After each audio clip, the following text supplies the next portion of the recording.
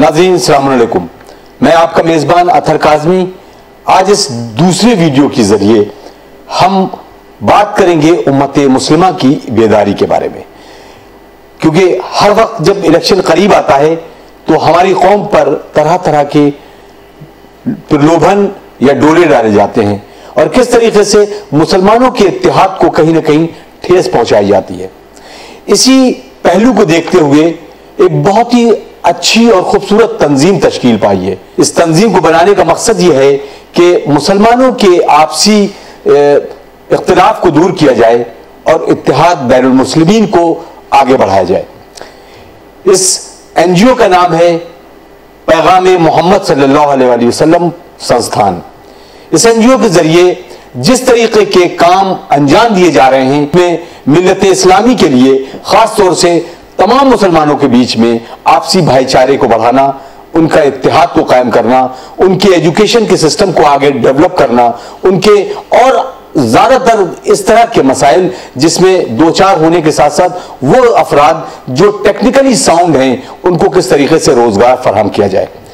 इस संस्थान का एक और कारनामा भी रहा है कि हम उम्मत मुस्लिमा के उन गरीब बच्चों के भी आगे ले जाने की कोशिश कर रहे हैं जो कहीं ना कहीं किसी न किसी वजह से अपनी पढ़ाई बीच में छोड़ देते हैं। आइए नाज़रीन, आज हम इस मौके पर गुफ्तगू करते हैं। हमारे साथ आली जनाब अलहाज सैयद एहतराम हुसैन एडवोकेट साहब हैं जो इस एनजीओ के नेशनल प्रेसिडेंट हैं। उनसे गुफ्तगू करते हैं और जानने की कोशिश करते हैं कि हम अपने इस मरहले में किस तरीके से कामयाबी को आगे बढ़ा रहे हैं और कौन कौन से काम हैं जो देने अंजाम बाकी हैं। आइए उनका इस्तकबाल करते हैं और इस गुफ्तगू का आगाज करते हैं। अस्सलाम वालेकुम एहतराम साहब। वालेकुम अस्सलाम। पहला सवाल यह है कि हम इससे पहले जो वीडियो लाए थे उसमें हमारी कोशिश ये थी कि हम उन तमाम लोगों के बीच में कम से कम ये बेदारी लाएं कि उनको बताया जा सके कि इस तरीके की जो पैगाम मोहम्मद सल्लल्लाहु अलैहि वसल्लम संस्थान के एनजीओ है उसके काम को बताया जा सके। आज भी अल्हम्दुलिल्लाह 1 साल पूरा हो चुका है, तो मैं ये जानना चाहूंगा कि पैगाम मोहम्मद सल्लल्लाहु अलैहि वसल्लम किस तरह से काम कर रहा है और इसका मकसद कहां तक पहुंचा है। क्या हम अपने मकसद में इन 1 साल में कामयाब हुए हैं कि नहीं? जी हाँ, ये 1 साल पहले इसका रजिस्ट्रेशन हुआ था और 1 साल में हम लोग इसका काम 1 साल पहले शुरू किया था और अल्हम्दुलिल्लाह आज काफ़ी आगे काम निकल चुका है। इसमें कई मीटिंगें यहाँ लखनऊ राजधानी में भी हुई हैं और जो है अलग अलग मुख्तलिफ हिस्सों में मीटिंगें हो रही हैं और आज इस संस्थान के ज़रिए से काफ़ी हद तक बात आगे बढ़ी है जी। और लोगों में बेदारी पैदा हुई है। लोग ये कहते थे कि मुसलमानों में बहुत से फ़िरक़े हैं और बहुत सी बातें हैं और एकता कैसे हो पाएगी, लेकिन इस संस्थान के ज़रिए से पैगाम मोहम्मद संस्थान जो इसके ज़रिए से आज हम लोग की कोशिश ये हुई है कि तमाम से मुसलमान आपस में साथ में बैठते हैं जी।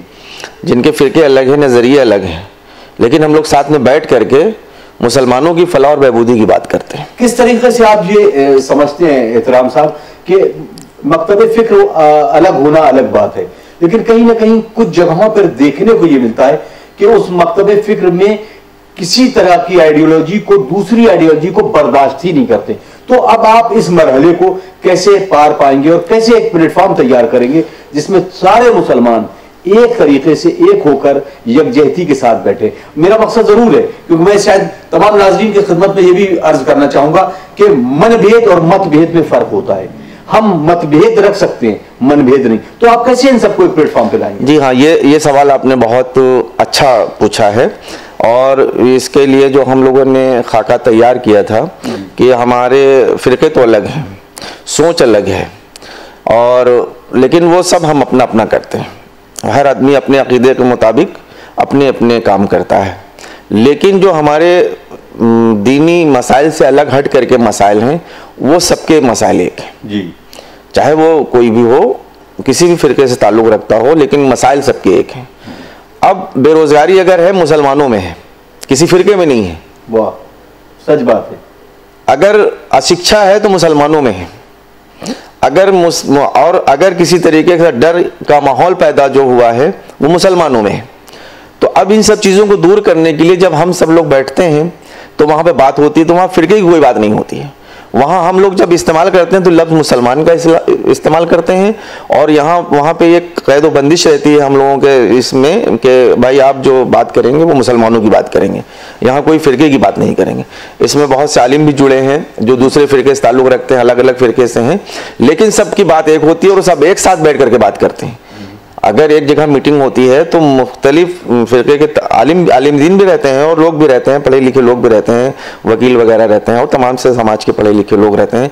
तो वहाँ पे ये इस चीज़ पे जोर दिया जाता है कि भाई देखो कोई भी बात होगी हम यहाँ पे अकीदे की बात नहीं करेंगे, हम अपनी फलाह बहबूदी की बात करेंगे कि हम इस मुल्क में आगे कैसे बढ़ें। जैसे और कौमें आगे बढ़ी हैं, जो कौमें काफ़ी पिछड़ी हुई थी आज़ादी से पहले, जैसे हमारे अनुसूचित जात के भाई लोग हैं काफ़ी पीछे थे, लेकिन आज वो बहुत डेवलप कर गए, बहुत आगे चले गए। मुसलमान जो सबसे आगे था और वो आप सबसे पीछे चला गया। हम आपसे एक सवाल करेंगे कि अक्सर करके बात हम सच्चर कमेटी के बारे में करते हैं और बहुत सारी सरकारें आई गई, उनके वादे भी ये रहे कि खासतौर से मुसलमानों को वोट बैंक समझा, और सच्चर कमेटी ने जिस तरीके से अपने खुले दिल के साथ एक पूरा खाका पेश किया मुसलमानों के हालात को, उस बेदारी के लिए आप क्या करेंगे? आपका संस्थान किस तरीके से पहल करेगा कि हम उन लीडरान के पास जाकर इस बात का अहद पैमान लें कि आप सच्चर कमेटी की तमाम सिफारिशों को मुसलमानों के लिए लागू होना चाहिए, और इस कदम ब कदम जिस तरह से हालात हमारे एससी और एसटी के भाइयों के थे आज वो डेवलप कर गए, उसी तरह से मुसलमानों के तमाम तबके उस पोजीशन तक पहुंचे। देखिए ये जो बात है, हम मुसलमानों में एक डर और एक गलतफहमी पैदा कर दी गई कि आपको नौकरी नहीं मिलेगी जी। तो मुसलमान लड़कों ने पढ़ना छोड़ दिया और फिर वो उन्होंने कहा कि भाई हमें नौकरी नहीं मिलनी तो हम पढ़ के क्या करें, जबकि ये बिल्कुल गलत बात है जी। हम इस संस्थान के माध्यम से, इस संस्थान के ज़रिए से हमारा ये कहना है और हमारी कोशिश ये रहती है मीटिंगों में लोगों को बताने के लिए कि देखिए इस मुल्क में बराबरी का दर्जा है जी।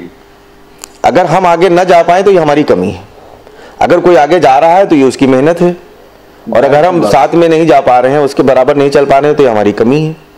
तो इस कमी को दूर अगर करना है, और जब इस कमी को आप दूर करेंगे तभी आप आगे बढ़ पाएंगे। हमारे उलमा या हमारे लीडरान जिस पार्टी में हैं तो वहां पे उनकी कोई आवाज़ नहीं है, वो पार्टी के संविधान के हिसाब से उनको काम करना है। अगर पार्टी के खिलाफ वो चले गए और मुसलमानों के हित की बात करने लगे, मुसलमानों के फायदे की बात करने लगे, तो पार्टी उनको बर्दाश्त नहीं करेगी। तो उनकी मजबूरी ये है कि वो एक चेहरा है जी, कि मुसलमानों की ये चेहरा, भाई हमने मुसलमान लीडर आपका बना दिया, लेकिन वो कुछ कर नहीं सकते, उनके हाथ में कुछ भी नहीं है कि वो अगर चाहें कि हम 10 रुपए की मदद कर दें किसी मुसलमान की तो भी नहीं कर सकते हैं। अगर हम एक योजना ला दें तो नहीं चल। देखिए सच्चर कमेटी की जब मुसलमानों ने आवाज़ उठाई कि मुसलमान बहुत पिछड़े हैं, बहुत पिछड़े हैं, बहुत पिछड़े हैं, तो सच्चर कमेटी का गठन कर दिया गया। उस वक्त की सरकार ने सच्चर कमेटी का गठन कर दिया, और गठन करने के बाद सच्चर कमेटी ने ईमानदारी से रिपोर्ट दिया कि आज मुसलमानों के हालात हरिजनों से बदतर हैं, अनुसूचित जात से बदतर हो गए। देश में जो सबसे कम स्तर पे हैं वो मुसलमान हैं, चाहे शिक्षा हो कुछ भी हो, हर क्षेत्र में मुसलमान पीछे है। लेकिन उसके बाद हुआ क्या कि उस कमेटी की सिफारिशों को लागू नहीं किया गया। मुसलमानों ने आवाज़ उठाई, जिस पार्टी ने सच्चर कमेटी बनाई थी, गठन किया था, उस सच्चर कमेटी बनने के बाद उसकी सिफारिशें उसकी सरकार रही, लेकिन उसने सच्चर कमेटी की सिफारिशें लागू नहीं की। इसलिए नहीं लागू की कि अगर मुसलमान आगे बढ़ जाएगा तो कल हमको वोट कौन देगा। तो हम तो वोट बैंक की तरह यूज किए जाते हैं, इस्तेमाल किए जाते हैं, और उस पार्टी के मुसलमान नेता भी ये दबाव नहीं बना पाए सरकार पे कि सच्चर कमेटी की सिफारिशों को लागू किया जाए। तो अब हम अगर ये सवाल करें यहाँ पर एहतराम साहब कि अब इस तरह के जो हमारे लीडरान हैं, खासतौर से मुस्लिम लीडरशिप है, उसके ऊपर दबाव न बनाकर हम एक ऐसा प्लेटफॉर्म बनाएं ताकि तमाम मुसलमानों को बेदार करके उनके हक रायदही, यानी खास तौर से वो वोटिंग कॉन्स्टिट्यूशन को जो हमारे हिंदुस्तान में हमारे मुल्क ने हमें दिया आइन के हिसाब से, वहां पर बेदारी लाने के साथ साथ हम अपनी सिफारिशें जो सच्चर कमेटी के, वो वोट बैंक के जरिए से नहीं बल्कि अपनी कुव्वत और ताकत से उसको लागू करवा सकते हैं। तो इस बारे में आपका क्या ख्याल है? देखिए इसमें अगर हम सियासी जो पार्टियां हैं उनके लीडरों पे, जो हमारे मुस्लिम लीडर हैं, अगर हम उन पे तवक्को करेंगे तो हमारी गलतफहमी जैसे 70 साल से चली आ रही वही रहेगी, हमें कुछ नहीं मिलेगा। अगर मुसलमान इत्तेहाद के साथ और एकजुटता दिखलाने के बाद आने वाले चुनाव में, जहाँ पे मतलब इस टाइप के चुनाव होते हैं या कुछ भी होता है, तो सरकार जो हमारी चीज़ों को मैनिफेस्टो में लाए कि हम सच्चर कमेटी की सिफारिशों को लागू करेंगे, हम मुसलमानों के हितों के लिए ये काम करेंगे, मुसलमानों की अशिक्षा दूर करने के लिए ये काम करेंगे, अगर वो चीज़ें जो भी पार्टी, जो भी सियासी दल अपने मैनिफेस्टो में लाता है, तब तो मुसलमान को उस पार्टी को वोट देना चाहिए। और जब तक आप ये दबाव नहीं बनाएंगे कि आप अपना जो मैनिफेस्टो बनाए हम बस उसी पे काम करेंगे, नहीं, हमारे लिए आप हमारे लिए आप क्या बना रहे हो? पार्टिकुलर जैसे आप अनुसूचित जाति हम लाभ देंगे, हम ये जो है आरक्षण देंगे, हम उनको आरक्षण देंगे, इनको आरक्षण देंगे, ये करेंगे वो करेंगे, होता नहीं है। तो आप मैनिफेस्टो में लाइए हमारी ना चीजें कि हम मुसलमानों के लिए क्या कर रहे हैं, अल्पसंख्यकों के लिए क्या कर रहे हैं। और जब ये दबाव आप बना पाए, और ये हमारे नेता नहीं बना पाएंगे, ये आवाम ही बना सकती है, ये गैर राजनीतिक संगठन ही बना सकते हैं, ये वो दबाव नहीं बना पाएंगे, इसलिए कि उनको कहने की हक ही नहीं वहां पे। वो तो अपने पार्टी कॉन्स्टिट्यूशन जो हाई कमान करेगा वो करेंगे वही से। लेकिन तो अभी आप क्या समझते हैं कि जितने भी लीडर हैं, अलग अलग पार्टी, हम किसी पार्टी का नाम नहीं लेते, अलग अलग पार्टीज में जो भी मुस्लिम लीडरशिप है, उसका काम नाकारा पने के अलावा कुछ नहीं है? कोई काम नहीं है भाई, वो क्यों कोई काम ही नहीं कर रहे हैं हम हमारे लिए, हमारे तो अब फिर मैं आता हूं उसी आपके संस्थान की तरफ। संस्थान ने तमाम आपने मुद्दे पिछली बार हमसे डिस्कस किए, और तमाम जिन जिन लोगों ने इस प्रोग्राम को पहले देखा है, आज ये खास तौर से दूसरा वीडियो है ताकि बेदारी पैदा की जाए उम्मत मुस्लिमा के बीच। हम अपने वोट के जरिए, अपनी राय के जरिए, अपनी मोहब्बत के जरिए, अपनी उकुवत के जरिए, अपनी उस पैमाइश के जरिए कि जो हमारे दिलों में है, खासतौर से एजुकेशन और इक्तिसादियात के हवाले से बात कर रहा हूं। तो नाज़रीन, उम्मीद करते हैं कि आप इस प्रोग्राम के जरिए अपनी उस रायदहिंदगी को जो आपके अंदर मौजूद है, उस राय को पूरी दुनिया तक, पूरे उन मुसलमानों तक पहुंचाएं जो आपको भी पहुंचाने का हक है। न सिर्फ इसलिए कि हम पैगाम मोहम्मद सल्लल्लाहु अलैहि वसल्लम संस्थान का ये सिर्फ अमल है, बल्कि आपका भी हक है कि आप इस गुफ्तगू को पूरी दुनिया तक आम करें। तो अब जो मेरा सवाल जिस तरह से है कि अब आप मुसलमानों के इस तमाम तबकात को, जो आपने कहा कि अशिक्षा है, बेरोजगारी है, कहीं ना कहीं हमारी टेक्निकल जो हुनर है उसको भी हमें नहीं समझाया जा रहा है, तो हम इस चीज को कैसे और डेवलप करें ताकि मुसलमान जो मेन स्ट्रीम है, मुख्य धारा है, उससे जुड़ जाए और अपने आप को भी उसी तरीके से चलाए जैसे हिंदुस्तान के और तमाम आवाम है चल रही है। देखिए, हमें तो जो मेहनत करनी है जी, हमारे इदारे को जो मेहनत करनी है और मुसलमानों को मिलजुल के मेहनत करनी है। हम में जो सरकार से मिलना चाहिए जी, हम जब तक वो हासिल नहीं करेंगे तब तक हम आगे नहीं बढ़ सकते हैं, क्योंकि देश में जो संविधान है, जो तौर तरीका है, जो कानून है, जो कायदे बनाए गए हैं, और जो सरकार बनती है वो योजनाएं बनाती है जी, कि अगले 5 साल तक हम ये काम करेंगे। तो जब तक हमारी योजनाओं को उसमें शामिल नहीं किया जाएगा, खासकर अल्पसंख्यक, क्योंकि ये पिछड़े भी हैं, हर तरीके से पिछड़े हैं, चाहे शिक्षा हो, कुछ भी हो, तो जब तक इनके लिए कोई योजना नहीं बनाई जाएगी कि आप भाई आपके लिए अच्छे इदारे खोले जाएं, आपको सहूलतें फराहम की जाएं, आपके लड़कों को तमाम से पैसे दिए जाएं जो पढ़ाई लिखाई अच्छी कर सकें, जो अच्छे हों उनको आगे बढ़ाया जाए, जब तक ये बातें सरकार की तरफ से नहीं होंगी तब तक हम आगे नहीं बढ़ सकते हैं। बाकी हमारे लिए ये है कि हम जो मुसलमान हैं, जो हम लोग हैं, हम लोग कोशिश ये करनी चाहिए कि हमारे दिल में ये डर बिल्कुल ख़त्म होना चाहिए कि हमें नौकरी नहीं मिलेगी।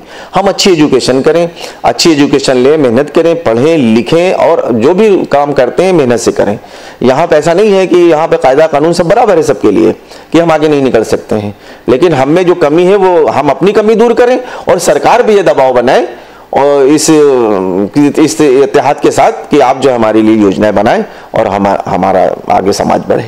एहतराम साहब, अब अगला सवाल जो है वो बहुत अहम है। जब भी आता है इलेक्शन के करीब तो एक मुद्दा बहुत जोर शोर से उठता है, बाबरी मस्जिद और राम मंदिर।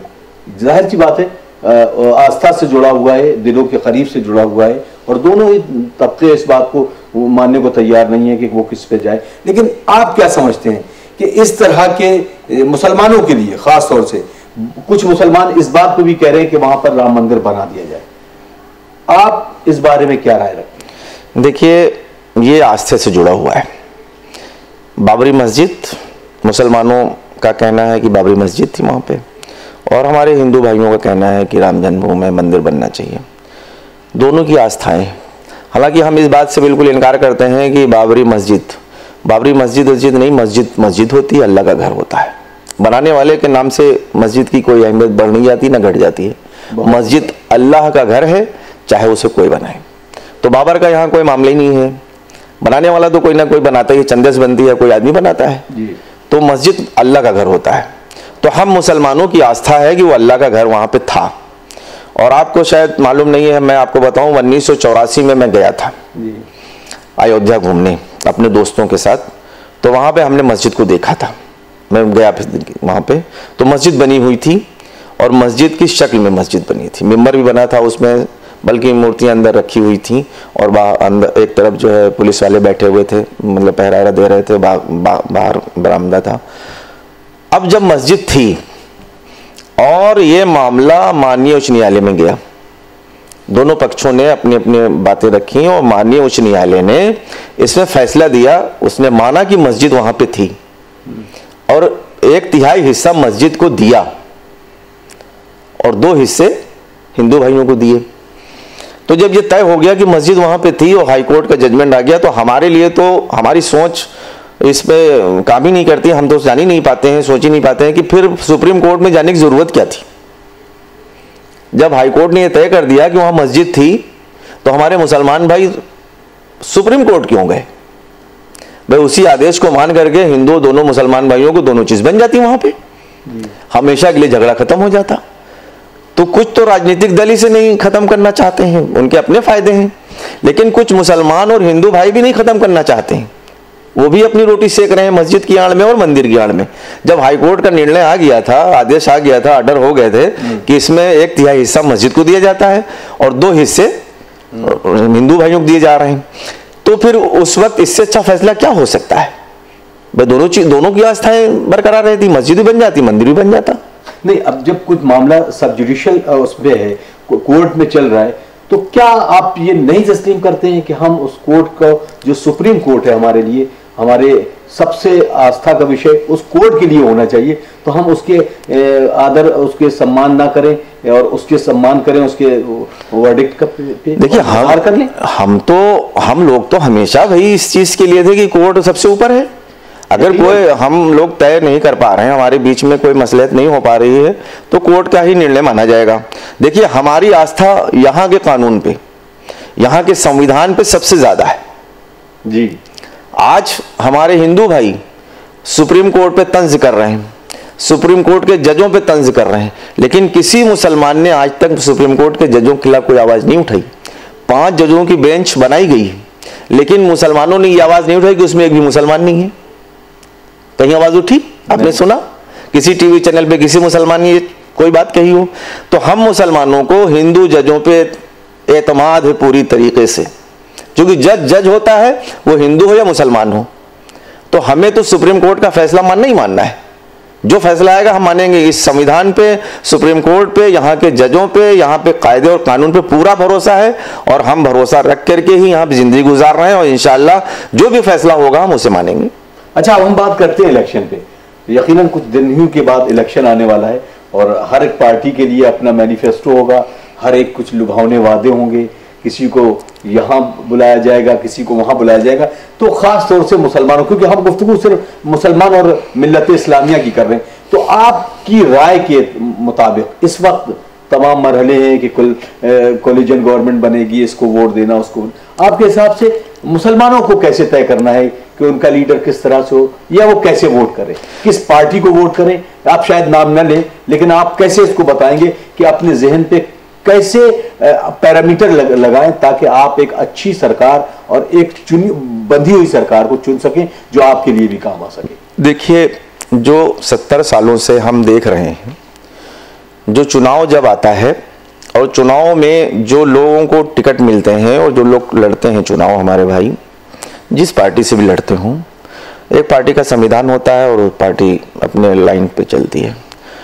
तो हमारे जो MP MLA बन के जाते हैं वो आवाम का कोई काम नहीं करते। आपने गौर किया होगा, जब चुनाव आता है तो एक लहर चलती है, एक लहर बनती है कि फलां पार्टी की लहर है भाई, उसी को वोट देना है। तो जो हम लोग लहर में बह करके वोट दे देते हैं जा करके, और जैसे ही चुनाव खत्म होता है उसके साल भर के अंदर सभी आवाम के, चाहे हिंदू चाहे मुसलमानों, कोई भी वो सब चिल्लाने लगते हैं भैया बहुत काम खराब कर रहे हैं, ना एमपी साहब सुन रहे हैं, ना एमएलए साहब सुन रहे हैं, ना कोई काम कर रहा है जी। तो ये इसका नतीजा ये है कि हम भावनाओं में बह करके वोट देते हैं, हम काम पे, मेरिट पे वोट नहीं करते हैं।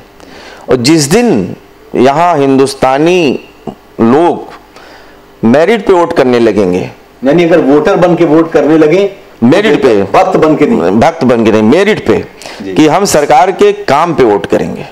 एमपी जी जो हमने 5 साल चुना था, आज वो आए हैं, हम उनके मेरिट पे वोट करेंगे। हम ये नहीं देखेंगे कि उन्होंने किस पार्टी से टिकट लाए, कहाँ है, कैसे। अगर उन्होंने काम अच्छा किया है तो हमें वोट करना है। और हमारी ये सलाह है सभी लोगों के लिए, पूरे हिंदुस्तान के लिए, हिंदू भाई, मुसलमान भाई, कोई भी, धार्मिक भावनाओं में, जातीय भावनाओं में वोट नहीं करना है, क्षेत्रीय भावनाओं में भी वोट नहीं करना है। आपको वोट करना है, मेरिट पे करना है। अगर मौजूदा सरकार का काम अच्छा लग रहा है तो आप वोट करिए, अगर मौजूदा सरकार का काम अच्छा नहीं लग रहा है तो आप सरकार बदलने के लिए जो आपसे हो सके, कभी आप खुद समझदार हैं हमारे सभी लोग कि जहां पे भाई जो बदलना है तो बदलना है, तो आप वोट अपनी इच्छा से करें। और वोट पे कभी भी हम ये राय नहीं देंगे किसी को दीजिए, ये व्यक्तिगत अधिकार होता है हर व्यक्ति का, जितने भी इंसान हैं, चाहे वो हिंदू चाहे मुसलमान हो, हम ये कभी नहीं कहेंगे कि आप फलां को वोट करिए।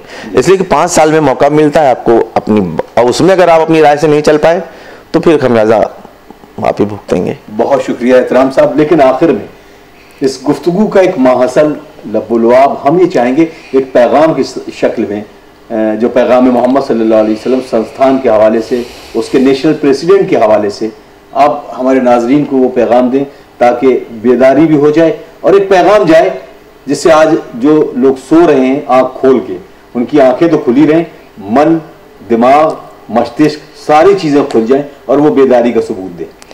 देखिए, ये डॉक्टर साहब आपने बहुत ही अच्छी बात कही है, और हमारा ये पैगाम सभी मुसलमानों के लिए, बल्कि देशवासियों के लिए है, और ख़ासकर मुसलमान भाइयों के लिए जो काफ़ी पिछड़े हर चीज़ में। अल्लाह की ज़ात पे भरोसा रखें, खुदा की ज़ात पे भरोसा रखें, और रसूल की ज़ात पे भरोसा रखें, और रसूल के जो पैगाम है उनको हम अपनी ज़िंदगी में उतारने की कोशिश करें, मुसलमान बने, जिससे हमारी पहचान बने। जो ईमानदारी है, अखलाक है, ये सब चीज़ों हमें बेहतर बनाना है।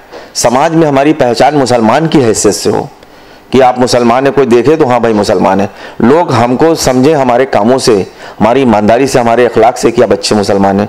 और सभी मुसलमान मुत्तहिद हो जाएं, हमारी ये राय है। और जो जिस लायक हैं उस लायक वो मदद करें। अगर कोई गरीब मुसलमान का बच्चा पढ़ना चाहता है तो अगर अमीर मुसलमान है तो उस बच्चे को गोद ले और उसको अच्छी पढ़ाई कराए। और जब तक ये चीज़ें हमारे यहाँ बहुत अच्छी चीज़ें हैं मज़हब इस्लाम में, और अगर सब लोग ये सोच लें और मदद करने के लिए, और ये कहा गया है शरीय नुक्ते नज़र से भी है कि आप जो है अपने घर को पहले देखें, फिर अपने ख़ानदान को देखें, फिर अपने महल्लों को देखें। तो अगर आप का घर में कोई, अपने ख़ानदान में कोई लड़का गरीब है और वो पढ़ने का अच्छा कोशिश कर रहा है, आप पढ़ा सकते हैं, तो आप उसको गोद ले लीजिए और उसको पढ़ाइए। इससे अच्छी मदद और कोई नहीं हो सकती है। अगर एक बच्चा आगे बढ़ गया तो वो पूरे ख़ानदान को फिर सही कर देता है। तो इससे हमारी इक़्तिसादी पोजीशन भी अच्छी होगी और समाज में एक पैगाम जाएगा। और जब पढ़ लिख जाती है जब कोई कौम, तो फिर उसको कोई रोक नहीं पाता है। अगर कोई बच्चा पढ़ जाता है तो उसके टैलेंट को कोई रोक नहीं पाएगा, दबा नहीं पाएगा, कोई भी आदमी नहीं दबा पाएगा। जिसको जहां पहुंचना है वहां पहुंच जाएगा। तो हमारे सभी मुसलमान भाई अपने बच्चों को अच्छे से पढ़ाएं। हमारी माएँ अपने बच्चों को पढ़ाई पर ध्यान दें। एक वक्त खाएं अगर तो बच्चे की फीस जरूर जमा करें और उसको पढ़ाएं, अच्छे से अच्छी एजुकेशन दें। और जब ये बच्चे नई पौध आगे बढ़ेगी तो फिर यह तरक्की भी करेगी और हर चीज़ उनको जो भी मिलना है अल्लाह के करम से और रसूलुल्लाह की दुआओं में सब मिल जाएगा। जज़ाकल्लाह, बहुत बहुत शुक्रिया। नाज़रीन, आप देख रहे थे स्पेशल प्रोग्राम, ख़ास तौर से हम गुफ्तगू कर रहे थे पैगाम मोहम्मद सल्लल्लाहु अलैहि वसल्लम संस्थान के नेशनल प्रेसिडेंट आली जनाब इज़्ज़त माब अलहाज सैयद एहतराम हुसैन एडवोकेट साहब, जिन्होंने अपनी तमाम तर कोशिशें इस पैगाम में मोहम्मद सल्लल्लाहु अलैहि वसल्लम संस्थान को सुपुर्द की हैं। और उनकी कोशिश ये है कि किस तरीके से उम्मत मुस्लिमा में बेदारी आए, उनके इक़्तिसादी और इनके माशी और एजुकेशन सिस्टम को कैसे संवारा जाए ताकि उनके रोज़गार में भी इजाफ़ा हो और उनकी जो तमाम तर मुश्किलें हैं वो आसान हो जाएं और इस मुल्क में उनको एक अजीम तरीन शख्सियत के तौर पर जाना जाए। नाज़रीन, कोशिश करेंगे कि इस तरह के प्रोग्राम के ज़रिए और लोगों से भी गुफ्तगू करें, ख़ासतौर से इस प्रोग्राम संस्थान के ज़रिए जो कि इस एनजीओ के और जो ओहदेदारान हैं उनसे भी हम राबता करें। नाज़रीन, एक गुजारिश आपसे ये है कि आप पैगाम मोहम्मद सल्लल्लाहु अलैहि वसल्लम संस्थान के मेंबरशिप को भी अडॉप्ट कर सकते हैं और इस अडॉप्ट करने के लिए आप इस चैनल के थ्रू इससे राबता कर सकते हैं, जो एड्रेस आपको नीचे स्लाइड पर दिया जा रहा है। और इस वीडियो को लाइक करें, शेयर करें, ताकि इससे उम्मत मुस्लिमा को बेदारी हासिल हो सके और हमें भी ये मकसद हासिल हो सके ताकि हम भी इस काम में आगे आगे आपके साथ रहें। आप हमारा साथ दीजिए, हम आपका साथ देते हैं। उम्मीद करते हैं नाज़रीन कि जब एक हाथ से दूसरा हाथ मिलता है तो ताकत और क़ुव्वत खुद ब खुद बनती चली जाती है और इसी से एक मुकम्मल देश बनता है और देश की तरक्की में हम भी योगदान देना चाहते हैं।